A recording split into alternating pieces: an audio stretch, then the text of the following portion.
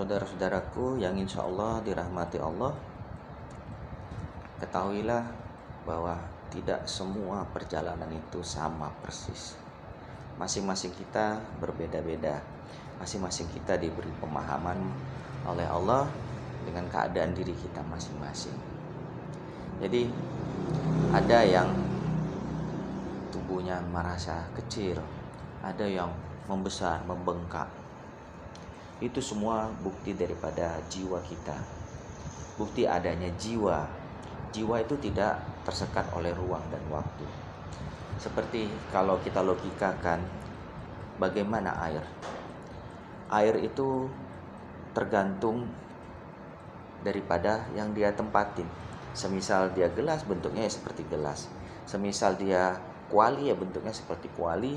Dan bentuk-bentuk lain yang bisa mewujud untuk mengisi ruang itu. Nah, begitu juga kenapa membesar? Bahasanya jiwa itu kan tidak terlepas ya. Dia tidak mengikat oleh waktu dan keadaan itu. Jadi guru saya dulu bilang, dunia dalam genggamanmu. Benar itu. Jadi bumi itu pun bisa kita pegang. Matahari itu pun bisa kita pegang. Itulah kebesaran Allah.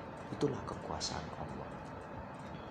Jadi saudara-saudaraku, semua ini adalah bentuk-bentuk sensasi. Kadang kita berada di awan, hening, melihat bintang-bintang, kemudian masuk ke perkampungan, ketemu dengan saudara-saudara kita, ya kan? Ketemu oleh guru-guru kita, ketemu para wali, mungkin para nabi, dan itu semuanya adalah bentuk-bentuk perjalanan. Dan itu harus kita syukurin. Itu kehendak Allah untuk diri kita. Jadi tiap-tiap orang itu pasti berbeda-beda.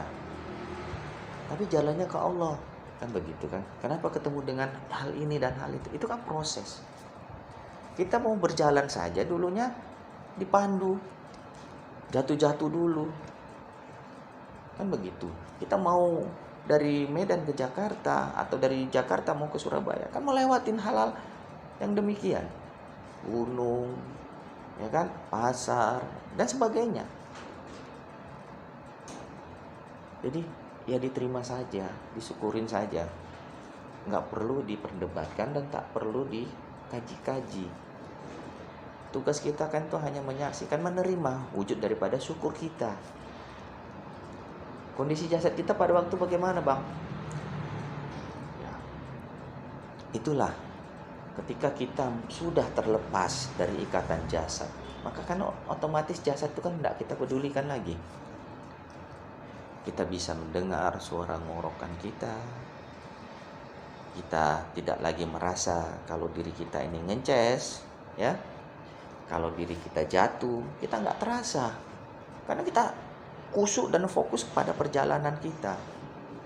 Kita terus memanggil Allah, ya Allah, Allah, Allah, dan sampai zikirnya pun tidak tersebut lagi. Yang ada hanya tinggal kesadaran. Inilah zikir nafas.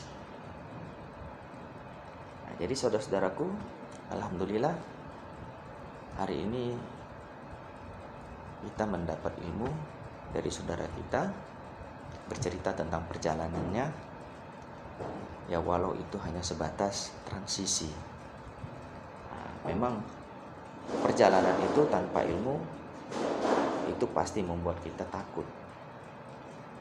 Ilmu tanpa adab juga tidak ada artinya, nol. Jadi itu saja yang bisa saya sampaikan. Semoga cerita-cerita ini bermanfaat buat kita semua, menjadi motivasi diri dan menjadikan kita lebih dekat kepada Allah Subhanahu wa taala. Itu saja yang bisa saya sampaikan. Terima kasih. Wabillahi taufiq wal hidayah. Assalamualaikum warahmatullahi wabarakatuh.